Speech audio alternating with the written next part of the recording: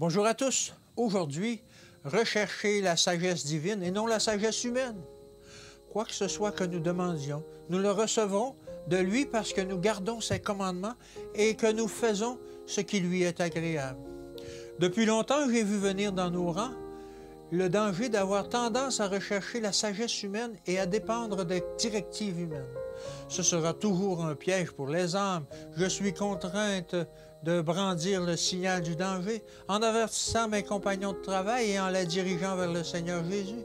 L'homme ou la femme qui s'appuie sur la sagesse de l'esprit humain s'appuie sur un roseau cassé. J'ai été chargé de diriger ceux qui manquent de sagesse envers l'agneau de Dieu qui ôte le péché du monde. Si quelqu'un d'entre vous manque de sagesse, qu'il la demande à Dieu, qui donne à tous simplement et sans reproche, et elle lui sera donnée, mais qu'il la demande avec foi, sans douter, car celui qui doute est semblable au flot de la mer, agité par le vent et poussé de côté à autre. Qu'un tel homme ne s'imagine pas qu'il recevra quelque chose du Seigneur. C'est un homme irrésolu, inconstant dans toutes ses voies. Heureux l'homme qui supporte patiemment la tentation, car après avoir été éprouvé, il recevra la couronne de vie que le Seigneur a promise à ceux qui l'aiment. Jacques 1, versets 5 à 8. Demandez et l'on vous donnera, déclare le Seigneur. Cherchez et vous trouverez. Frappez et l'on vous ouvrira. Car quiconque demande, reçoit.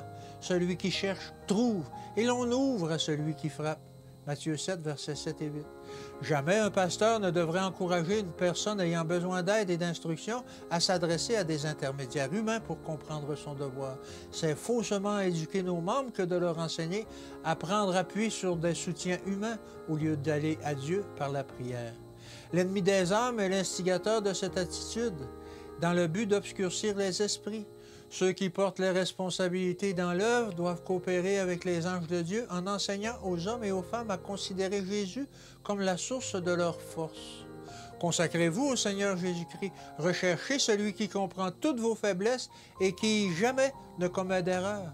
Il peut vous donner la richesse de sa grâce. Regardez à Jésus, étudiez sa parole, apprenez à humilier vos âmes devant Dieu et à lutter avec lui dans la prière. Dans ses rapports avec les âmes, le Christ a toujours manifesté une courtoisie céleste. Il vécut dans le renoncement constant et l'oubli de soi-même. Ceux qui auront pratiqué les vertus de Christ seront comptés parmi les vainqueurs. Que Dieu vous bénisse et qu'il vous garde, et à demain.